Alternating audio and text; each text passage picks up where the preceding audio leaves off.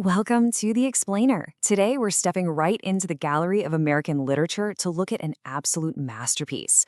But we aren't just looking at a classic war novel here. We're going to explore Stephen Crane's The Red Badge of Courage as this groundbreaking canvas of psychological realism. So let's just dive right in, because what Crane managed to pull off back in 1895, it completely revolutionized how we process human emotion, trauma, and conflict in literature. It really all starts with a simple but honestly profound question. How do you actually paint a picture of fear? I mean, if you're a writer, how can you possibly capture that internal, paralyzing terror of combat using nothing but black ink on a white page? See, before Crane came along, authors mostly just described the external mechanics of war, troop movements, high-level strategy, those glorious, heroic charges. But Crane? He wanted to drag you, the reader, right into the mind of a terrified young soldier. And he pulled this off through a wildly sensory writing style. Specifically, he relied heavily on synesthesia, which is the blending of different senses. Just look at these quotes from the text. Crane is literally describing sound in terms of color. He writes about red cheers, a black procession of curious oaths, and a crimson roar. By smashing sound and color together like that, Crane throws us directly into the sensory overload of the battlefield. It's disorienting, it's intense, and it completely bypassed the normal literary traditions of his day. To really appreciate what a game changer this was, we gotta look at what he was rebelling against. Section 1. The Romantic Myth. For centuries, war literature belonged to this Homeric tradition. Soldiers were these classical heroes, right? They fought for glory and came home to applause and worship. War was this grand romantic adventure. But Crane brings in a philosophy called naturalism. So instead of a classical hero, Crane gives us Henry Fleming, just a common, totally naive farm boy. Under naturalism, the whole focus shifts to gritty reality and raw biological survival. Henry isn't some invincible demigod. He's just an alienated kid caught inside this massive, indifferent machine. He is, exactly as Crane puts it, an animal man in a cold, manipulating world. Now, okay. Get this, the author himself is absolutely fascinating. Stephen Crane was just 24 years old when this book made him an overnight celebrity. He wrote it roughly 30 years after the Civil War ended. And the ultimate irony here, the guy who masterfully crafted the most terrifying, realistic battle scenes of the entire 19th century had literally never stepped foot on a battlefield in his life. No way, right? He just relied on veterans' memoirs, historical magazines, and his own incredibly profound imagination to construct this psychological portrayal of fear. So how exactly did a writer with zero combat experience make a battlefield feel so incredibly real? Let's move to Section 2, Painting with Words. Critics actually often classify Crane as a literary impressionist. Think about the French impressionist painters like Cézanne for a second. Crane didn't view an experience as this smoothly flowing, perfectly interrelated narrative. Actually, scratch that. It's more like reality is perceived as a series of intense, fragmented, disconnected moments. Crane breaks the narrative down into these sensory pictures. He focuses on rapid flashes of light and shade, basically dropping us into the chaotic, disjointed reality of combat, where you just can't see the big picture. You can only see what is right in front of your face. And to paint these impressionistic pictures, Crane relied heavily on a very specific palette. The data on this is actually staggering.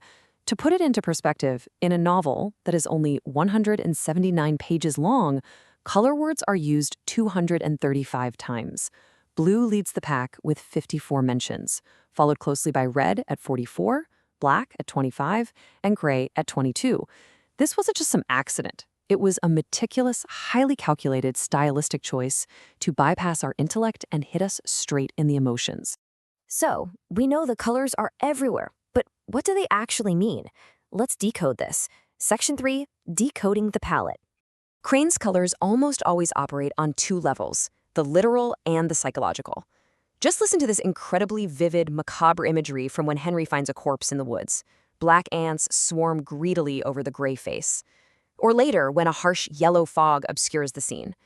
In these moments, we see the eerie, indifferent quiet of the forest, contrasting so sharply with the loud chaos of the front lines. The colors aren't just telling us what things look like, they're setting this deeply, deeply unsettling mood. When we really look at how these specific hues function, we see that in Crane's universe, yellow represents harsh reality.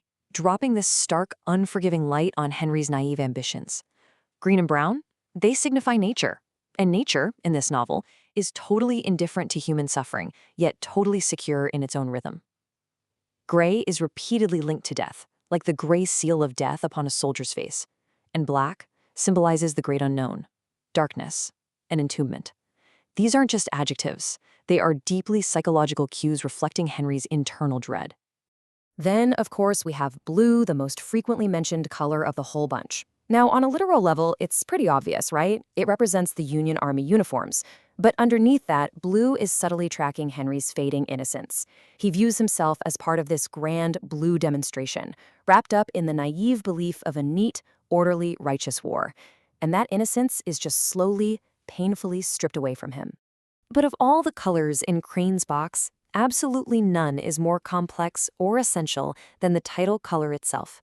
Section 4. The irony of red. So the crucial takeaway here is that red operate on two entirely different colliding levels. On one hand, it represents the terrifying reality, literal bloodshed, fire, and what Crane calls the red animal or red beast of war. It's pure passion, rage, and bestiality. But on the flip side, red represents Henry's bombastic, highly romanticized dreams of Homeric glory.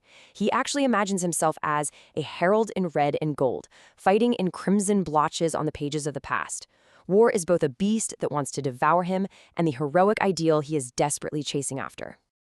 Which leads us perfectly to the ultimate twist of the whole novel. Henry desperately wants a wound, right? A red badge of courage to prove his manhood and heroics to the whole world. But when he finally gets his red badge, it isn't from some glorious, brave charge against the enemy. No, he receives it when a fleeing, totally panic-stricken soldier from his own army smashes him on the head with a rifle butt. His grand badge of courage is actually a badge of shame. It's a wound of cowardice. Crane masterfully uses the color red to completely deconstruct and mock the romantic ideals of war. Crane's unmasking of war completely and permanently altered the landscape of American literature. Section 5. A lasting literary legacy. Let's trace how this builds across literary history. We started with romanticized adventure. Then, Crane injects psychological realism, showing us characters transforming from naive romantics into disillusioned realists who are just facing down an indifferent machine. And this paved a direct road to Step 3, Ernest Hemingway and the Lost Generation. Hemingway heavily cited Crane as a major influence. In novels like A Farewell to Arms, Hemingway basically adopts Crane's cold, realistic alienation and that exact same symbolic bleakness. Just like Henry Fleming, Hemingway's characters start off super enthusiastic about a crusade, only to find their ideals totally shattered by the ugly moral truth of modern combat, leading them into this profound psychological alienation. Stephen Crane taught us that the colors we paint our world with, especially our grand ideals of glory and courage, they often mask a much, much grittier reality. Which leaves us with a pretty big question to ponder.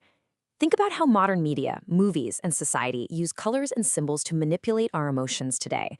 Are the red badges we chase in our own careers, our social circles, or our lives actual symbols of honor and truth? Or are they just ironic badges of our own foolishness, blinding us to reality? It's definitely something to think about the next time you find yourself chasing a modern myth. Thanks for joining me on this explainer, and keep questioning the canvas.